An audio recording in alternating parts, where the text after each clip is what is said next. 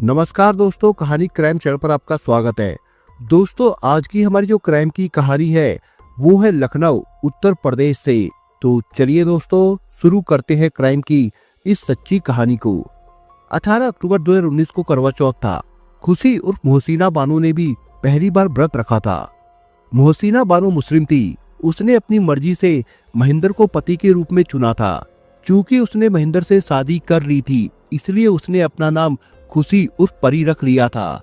महेंद्र से शादी के बाद वो लखनऊ के थाना सरोजनी नगर क्षेत्र के गांव दादूपुर की नई कॉलोनी में रहने लगी थी। पति की दीर्घायु के लिए उसने पूरे दिन निर्जला व्रत रखा था। पड़ोसी महिलाओं से पूछकर उसने दिन में पूजा वगैरह भी की थी। लाल रंग के जोड़े में सजने संवरने के बाद उसने अपने पैरों में महावर लगाई, मांग में गहरे लाल रंग का सिंदूर भरा। साज श्रृंगार के बाद वो काफी खूबसूरत लग रही थी। शाम के 7 बज चुके थे, लेकिन महेंद्र घर नहीं लौटा था। भूखे पेट रहकर उसने महेंद्र का मनपसंद खाना भी बना लिया था। उसे महेंद्र के लौटने का इंतजार था ताकि चंद्रमा निकलने पर वो अर्घ दे सके। खुशी मन ही मन काफी उल्लासित थी।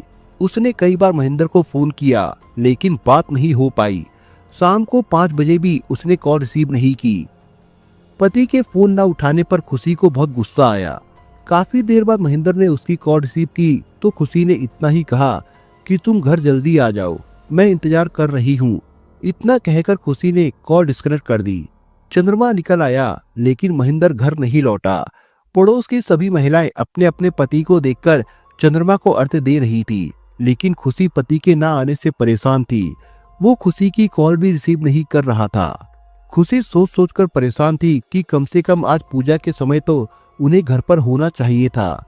चंद्रमा निकलने के 2 घंटे बाद भी महेंद्र घर नहीं लौटा तो खुशी ने उसे गुस्से में व्हाट्सएप मैसेज भेजा। उनका भी उसने कोई जवाब नहीं दिया। रात करीब 12 बजे महेंद्र घर लौटा तो वो इस स्थिति में नहीं था कि पत्नी खुशी से कुछ कह सके। अगले दिन लखनऊ के ही थाना बंथरा के निकटवर्ती जंगल में पुराही खेड़ा से नरेला गांव की तरफ जाने वाले रास्ते पर लोगों ने सुबह सुबह एक युवती का शव पड़ा देखा। शव खेत की सिंचाई के लिए बनाई गई नाली में अर्धनग्न अवस्था में पड़ा हुआ था। किसी ने इसकी सूचना पुलिस को दे दी। सूचना पाकर थाना बंथरा के थाना प्रभारी रमेश कुमार रावत अपनी टीम के साथ घटनास्थल पर पहुंचे। पुलिस ने घटनास्थल का निरीक्षण किया तो देखा युवती के हाथ पैरों में महावर और मेहंदी लगी थी। उसका चेहरा थोड़ा सा झुलसा हुआ था। मेहंदी रची हथेली पर एम लिखा हुआ था। माथे पर बिंदी और मांग में सिंदूर था। घटना स्थल पर शव के पास नीले रंग की पॉलीथीन में एसिड और 3 खाली शीशियां मिली थी, जिनमें एक शीशी में बचा हुआ थोड़ा सा एसिड था। शव के पास ही नीले रंग का एक पर्स भी पड़ा था। पर्स की तलाशी ली गई तो उसमें एक मोबाइल फोन मिला। पुलिस ने मौके पर मिला मोबाइल और शीशियां अपने कब्जे में ले ली। निरीक्षण में पुलिस को युवती के गले पर किसी चीज के कसने के गहरे निशान मिले। नाक से खून रिसकर सूख चुका था। उसके पैरों में ना तो पायल थी और ना ही बिछिया। नाक में सोने का एक फल जरूर नजर आ रहा था। पुलिस ने वहां जमा भीड़ से लाश की शिनाख्त करानी चाहिए, लेकिन कोई भी उसे पहचान नहीं सका। पुलिस ने अनुमान लगाया कि युवती शायद कहीं बाहर की रहने वाली रही होगी। उसकी हत्या कहीं और करके शव को यहाँ पर लाकर फेंक दिया है। पुलिस ने मौके की कार्रवाई निपटाने के बाद शव पोस्टमार्टम के लिए मोर्चरी भिजवा दिया था।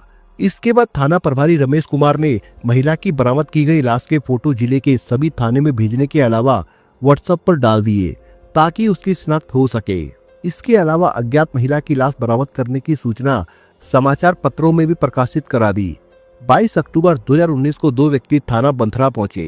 थाना प्रभारी रमेश कुमार ने उनसे पूछा तो उनमें एक व्यक्ति ने अपना नाम मुश्ताक अहमद बताया। वो गाँव हामी का पूर्वा जगदीशपुर जिला अमेठी का रहने वाला था।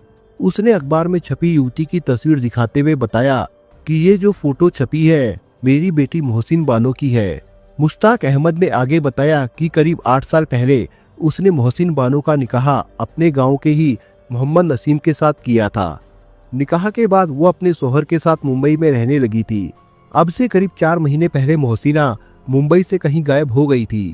हम सब ने उसे काफी तलाश किया, लेकिन उसका कोई पता नहीं चला।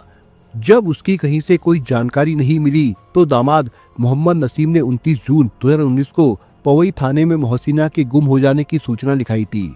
मुश्ताक ने आगे बताया कि साथ आए मेरे भतीजे अरमान ने अखबार में छपी तस्वीर पहचानी तो हम लोग यहाँ आए। मुझे विश्वास है कि मोहसिना मुंबई से जिस व्यक्ति के साथ भागी थी उसी ने उसकी हत्या करके लाश को खेतों में डाला होगा। थाना प्रभारी ने मुश्ताक अहमद को मोर्चरी ले जाकर लाश दिखाई तो उसने लाश की शिनाख्त अपनी बेटी मोहसिना के रूप में कर दी। लाश की शिनाख्त हो जाने के बाद थाना प्रभारी ने मुश्ताक की तहरीर पर अज्ञात के खिलाफ हत्या करके लाश छिपाने का मामला दर्ज कर लिया। मुकदमा दर्ज हो गया तो थाना प्रभारी ने खुद ही इस केस की जांच शुरू कर दी। थाना प्रभारी ने सबसे पहले मृतका के फोन की कॉल डिटेल निकलवाई। उससे पता चला कि उसकी ज्यादा बातें महेंद्र से होती थी। महेंद्र भीलपुर कॉलोनी जगदीशपुर का रहने वाला था। पुलिस ने महेंद्र के बारे में पूछताछ की तो पता चला कि वो मोहसिना का पति था। उसी के साथ मोहसिना मुंबई से भागकर आई थी और अपना नाम खुशी रखकर उसी के साथ रह रही थी। महेंद्र भी शादीशुदा था। उसकी पहली पत्नी गांव में रहती थी। ये जानकारी मिलने के बाद पुलिस ने महेंद्र की कॉल डिटेल खंगाली तो पता चला कि संदीप नाम के युवक से महेंद्र की अक्सर बातें होती थी। जांच करने पर पता चला कि संदीप अमेठी जिले के गांव नियावा का रहने वाला था जो महेंद्र की बोलेरो चलाता था। इन दोनों से पूछताछ करने के बाद ही जांच आगे बढ़ सकती थी, लिहाजा पुलिस ने इन दोनों की तलाश शुरू कर दी। दोनों में से कोई भी घर पर नहीं मिला तो उनकी खोज खबर के लिए मुखबिर लगा दिए गए। मुखबिर की सूचना पर पुलिस ने 24 अक्टूबर 2019 को रात करीब 12 बजे दोनों को दादूपुर गांव के शराब ठेके के पास से हिरासत में ले लिया। महेंद्र और संदीप से मोहसिना के बारे में पूछताछ की गई तो महेंद्र ने बताया कि उसने मोहसिना की हत्या नहीं की थी। करवा चौथ वाली रात को जब वो घर पहुंचा तो वो मृत अवस्था में थी। उसने तो उसकी लाश केवल ठिकाने लगाई थी। दोनों से विस्तार से पूछताछ करने के बाद मोहसिना की मौत की जो कहानी सामने आई वो इस प्रकार से थी। मोहसिना बानो जनपद अमेठी के गांव हामी का पुरवा जगदीशपुर के रहने वाले मुश्ताक अहमद की बेटी थी। मोहसिना अपने परिवार में सबसे बड़ी थी। उसके अलावा उसकी 2 बहनें व एक भाई था। मोहसिना आधुनिक विचारों वाली महत्वाकांक्षी युवती थी। वो बहुत चतुर दिमाग की थी। घर के रोजमर्रा के काम निपटाने के बाद वो व्हाट्सएप और फेसबुक पर लगी रहती थी। फेसबुक पर नए नए लोगों से दोस्ती करके उनसे घंटों बातें करना उसका रोज का काम था। कभी कभी तो वो किसी से फोन पर घंटों बातें किया करती थी। एक दिन उसकी अम्मी नूरजहां ने उसकी फोन पर हो रही रोमांस भरी बातें सुन ली। तब उन्होंने झल्लाते हुए मोहसिना को आड़े हाथों लेते हुए कहा, तुझे दीन मजहब की बातों का बिल्कुल डर नहीं है। पता नहीं किस किस से बतियाती रहती है। तेरी ये बातें ठीक नहीं है। इन बातों से बदनामी के सिवा कुछ नहीं मिलता। एक दिन ये बात नूरजहां ने अपने पति मुश्ताक अहमद को बताई और कहा कि मोहसिना के लिए अब कोई लड़का देख लो, कहीं ऐसा ना हो कि हम हाथ मलते ही रह जाए। पत्नी की बात सुनकर मुश्ताक अहमद की चिंता बढ़ गई। वो मोहसिना के लिए लड़का देखने लगे। इसी दौरान मुश्ताक के भतीजे अरमान ने अपने खानदानी भाई नसीम के बारे में चर्चा की। नसीम मुंबई में रहता था। इसके बाद मुश्ताक ने नसीम के पिता सुलेमान से बात की। बात परिवार की थी, इसलिए सुलेमान मोहसिना के साथ बेटे का विवाह करने के लिए तैयार हो गए। सामाजिक रीति रिवाज से सन 2011 में मोहसिना का निकाह नसीम से कर दिया गया। शादी के कुछ दिनों के बाद नसीम मोहसिना को अपने साथ मुंबई ले गया। वो मुंबई के पवई इलाके में रहता था। मोहसिना मुंबई क्या पहुंची जैसे उसे खुशियों का जहां मिल गया। उसने शौहर नसीम के साथ अपनी जिंदगी के 8 साल हंसी खुशी से बिताए। इस दौरान वो 3 बेटों की मां बन गई। मुंबई में रहकर वो पूरी तरह से आजाद हो गई। नसीम के काम पर चले जाने के बाद वो सैर सपाटा करने निकल जाती और शाम को वापस आती। साल 2018 दिसंबर की बात है। परिवार में किसी की शादी का कार्यक्रम था। मोहसिना अपने शौहर के साथ मुंबई से अपने गांव हामी का पुरवा जगदीशपुर आई हुई थी। शादी के बाद नसीमा उसे 1-2 महीने के लिए उसके मायके में छोड़ गया था। मोहसिना की ससुराल भी गांव में थी, इसलिए कुछ दिन वो ससुराल में भी रह लेती थी। अब व्हाट्सएप पर बातें करना उसकी रोजाना की आदतों में शुमार था। शादी के दौरान ही मोहसिना की मुलाकात महेंद्र नाम के एक युवक से हुई। वो अपनी बोलेरो गाड़ी से वहाँ कोई सामान लेकर आया था। महेंद्र रसिक स्वभाव का था। पहली ही नजर में वो मोहसिना की तरफ आकर्षित हो गया था। सामान उतारने के दौरान जब वो घर में बैठकर चाय पी रहा था तो उसने मोहसिना से उसके बारे में पूछ लिया।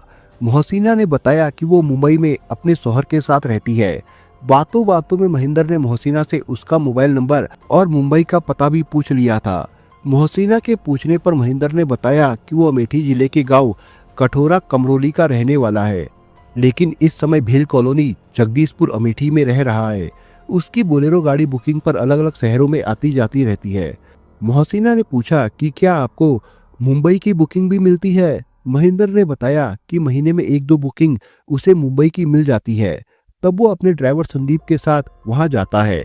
इसी बहाने उसका मुंबई में घूमना फिरना भी हो जाता है। मोहसिना ने कहा कि अब की बार जब मुंबई आना हो तो उसके पास पवई जरूर आए।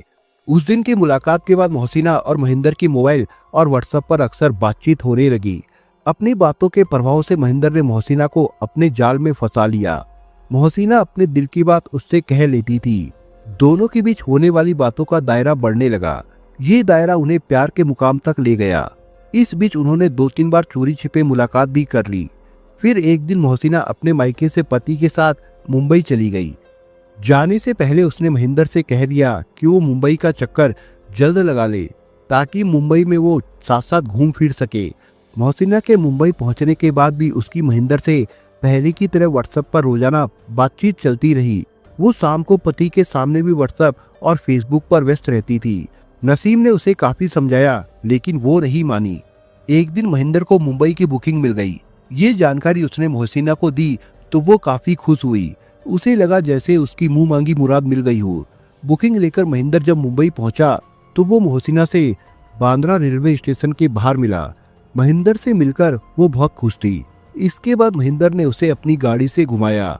दोनों ने काफी देर तक जुहू चौपाटी पर मस्ती की। इसके बाद महेंद्र उसे एक होटल में ले गया जहां दोनों ने अपनी हसरतें पूरी की। इसके बाद महेंद्र ने उसे उसके बच्चों के स्कूल के पास छोड़ दिया। स्कूल से बच्चों को साथ लेकर मोहसिना वापस घर लौट आई। महेंद्र मुंबई में 2 दिन रुका। दोनों दिन उसने मोहसिना के साथ खूब मौज मस्ती की। नसीम मोहसिना की इस बात से बिल्कुल अनजान था। महेंद्र मोहसिना की ये मुलाकात ऐसे प्यार में बदली कि दोनों ने जीवन भर साथ रहने का इरादा कर लिया। मुंबई में मोहसिना की महेंद्र से हुई मुलाकात यादगार बनकर रह गई थी। वो दिन रात सपने बुनने लगी। वो पंख लगा उड़कर महेंद्र के पास पहुंच जाना चाहती थी। महेंद्र ने भी मुंबई में मुलाकात के दौरान मोहसिना से वादा किया कि जब वो उसके साथ लखनऊ आकर रहने लगेगी तो वो दरुगा खेड़ा में एक मकान खरीदकर उसके अलग रहने का बंदोबस्त कर देगा।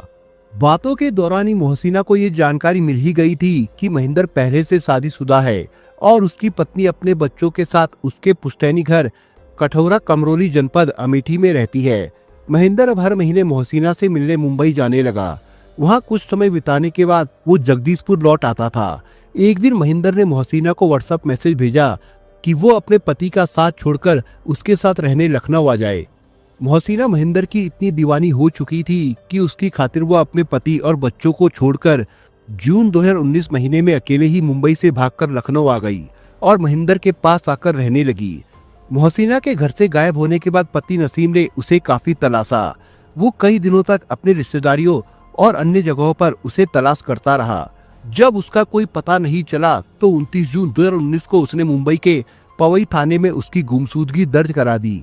मोहसिना जब महेंद्र के पास पहुंची तो वो कुछ दिनों तक मोहसिना के साथ सरोजनी नगर थाने के दरोगा खेड़ा में किराए के मकान में रहा। इसके बाद उसने दादूपुर गांव के पास नई कॉलोनी में 9 लाख रुपए का मकान खरीद लिया। ये मकान उसने अपने दोस्त संदीप के नाम से खरीदा था। मोहसिना उसी मकान में रहने लगी। वो जब भी लखनऊ आता तो रात को मोहसिना के पास रहता। दादूपुर के मकान की बागडोर महेंद्र ने मोहसिना को सौंप दी थी। इसके बाद महेंद्र ने एक मंदिर में उससे शादी भी कर ली। शादी के बाद उसने अपना नाम खुशी उर्फ परी रख लिया था। वो हिंदू महिला की तरह ही रहती थी। पड़ोस में रहने वाली महिलाओं को पता नहीं था कि खुशी मुस्लिम है और उसने अपने पति व बच्चों को छोड़कर महेंद्र के साथ दूसरी शादी की है। चूंकि खुशी उर्फ मोहसिना बातूनी थी इसलिए वो जल्द ही मोहल्ले के लोगों से घुल मिल गई। समाज, घर परिवार, शोहर और अपने 3 बेटों की परवाह न करके मोहसिना पता नहीं किस नशे में मनमस्त होकर प्रेमी महेंद्र के साथ लखनऊ में रहकर जिंदगी को ढो रही थी। धीरे धीरे मोहसिना की परीक्षा की वो घड़ी आ गई जहां महिलाओं को धर्म और संयम की मर्यादाओं से गुजरना पड़ता है। यानी करवा चौथ का त्योहार आ गया। खुशी ने भी पड़ोसियों के साथ करवा चौथ का व्रत रखा। उस दिन महेंद्र घर पर अपनी ब्याता और बच्चों से मिलने कठौरा कमरोली चला गया। उधर खुशी उसका इंतजार कर रही थी। उसका ये पहला व्रत था इसलिए उसके मन में ज्यादा उत्सुकता थी, लेकिन फोन करने के बावजूद महेंद्र उसके पास नहीं पहुंचा। रात को जब चंद्रमा दिखाई दिया तो पूजा के समय भी महेंद्र खुशी के पास मौजूद नहीं था। इससे खुशी को गुस्सा आ गया। उसने व्हाट्सएप पर महेंद्र को एक भावुक मैसेज भेजा जिसमें उसने कहा कि तुम बेवफा निकले। मैंने तुम्हारे प्यार की खातिर अपने बच्चे, पति और समाज को छोड़ा, लेकिन तुमने मेरी भावनाओं की कदर नहीं की। मैं सारे दिन प्रतीक्षा करती रही, ना तुम आए और ना ही तुमने फोन पर बताया कि कहाँ हो। इसे मैं क्या समझूं? जहाँ तक मैं समझती हूँ शायद तुम्हें मेरे प्यार की जरूरत नहीं रह गई है। तुम्हारी नजर में औरत सिर्फ एक खिलौना है। तुम्हें मेरे प्यार की नहीं, मेरे जिस्म की ज्यादा जरूरत थी। इससे ज्यादा मैं क्या जानूं? महेंद्र ने पुलिस को बताया कि 18-19 अक्टूबर 2019 की रात को 12 बजे जब वो दादूपुर दरोगा खेड़ा के मकान पर आया तो उसने खुशी को मरी हुई हालत में पाया। पत्नी को इस हालत में देखकर वो काफी घबरा गया था। उसने खुशी के शव को नीचे उतारा। साथ ही उसने अपने दोस्त संदीप को बोलेरो गाड़ी लेकर आने को कहा। संदीप रात 2 बजे करीब बोलेरो लेकर बंथरा पहुंचा। फिर दोनों ने खुशी उर्फ मोहसिना के शव को ठिकाने लगाने और सबूत नष्ट करने के उद्देश्य से बोलेरो में डाला। फिर उसे 5 किलोमीटर दूर पुरई खेड़ा थाना बंथरा इलाके के एक खेत में डालाए। मोहसिना का शव ले जाते समय महेंद्र टॉयलेट साफ करने वाला एसिड साथ में ले गया था। वो एसिड उसने खुशी उर्फ मोहसिना के चेहरे पर डाल दिया, जिससे चेहरा थोड़ा झुलस गया था। घबराहट की वजह से वे दोनों खुशी उर्फ मोहसिना का पर्स, मोबाइल फोन और एसिड की खाली शीशियां वहीं पर छोड़कर भाग निकले। अगले दिन पुलिस को खुशी उर्फ मोहसिना की पोस्टमार्टम रिपोर्ट भी मिल गई, जिसमें मौत की वजह दम घुटना बताया गया था। पुलिस ने मामला दर्ज कर लिया था। आरोपी महेंद्र और संदीप की निशानदेही पर पुलिस ने शव ठिकाने लगाने में प्रयुक्त हुई महेंद्र की बोलेरो कार भी बरामद कर ली। पुलिस ने दोनों आरोपियों को गिरफ्तार करके कोर्ट में पेश किया, जहां से उन्हें जेल भेज दिया गया था।